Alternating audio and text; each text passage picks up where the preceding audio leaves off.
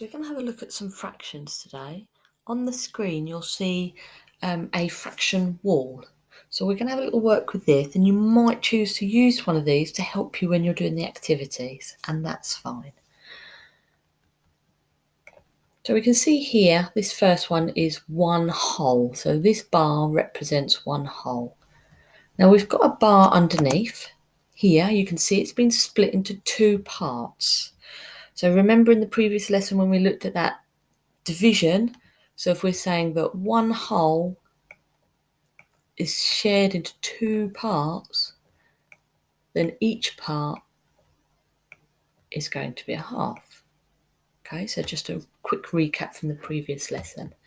So we have a half here, and then the next one we can see it's been split into 3 parts. So each of those is worth a third. And then this bar here, you can see has been split into 4 parts. So each part is a quarter. And this carries on down. Here we've got fifths because it was split into 5. That one's been split into 6ths, 7ths. Where's my mouse gone? 8ths. This is 9ths, and these are 10ths. Okay, so I want to have a look at the blue ones first. We can see we've got a half here, but we can also see here that this is the same size. Okay, but these are 6ths, so each one of these is a 6th.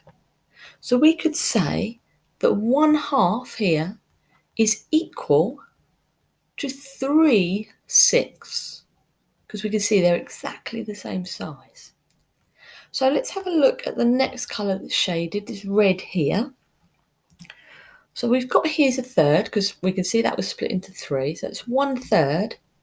Now if I look down here, I can see that this part that I've already shaded in red is the same size again.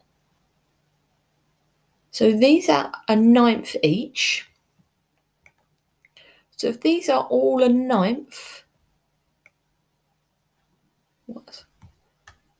how many 9ths have we got in total? 1, 2, 3.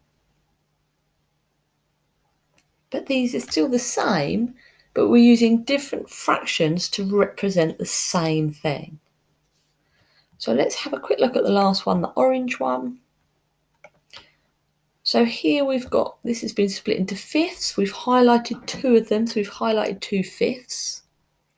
So we can write that in there, so it's 2 fifths. And we can say, well, that's the same as this area that we highlighted in orange. It's the same size, but this has been split into tenths. So each of these is worth a tenth. How many have I got? 1, 2, 3, 4 tenths in total.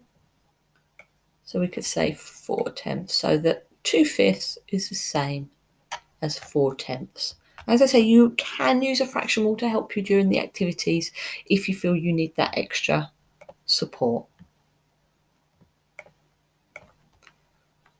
Okay, let's move on to the next page. In fact, before we move on, pause the video and see how many different ones you can find that might be the same.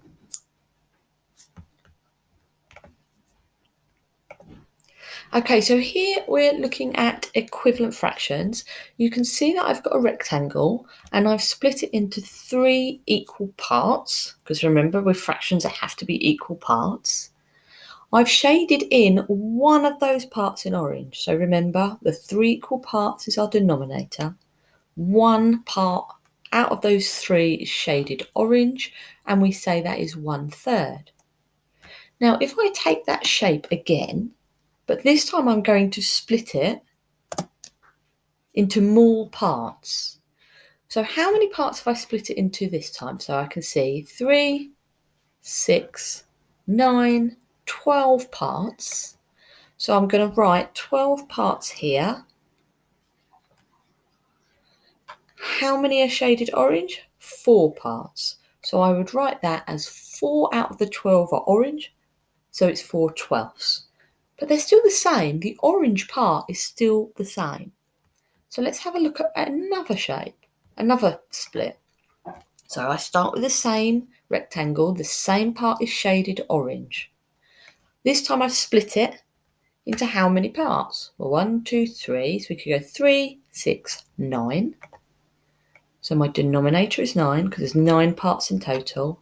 And 3 are shaded in orange. So I have 3/9.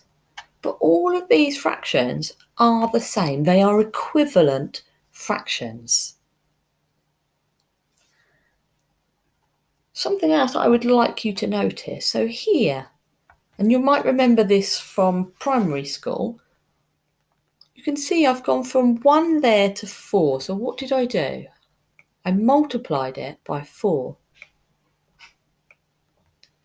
So let's have a look at this bit here. If I've multiplied the top by 4, what did I do to the denominator? I also multiplied that by 4.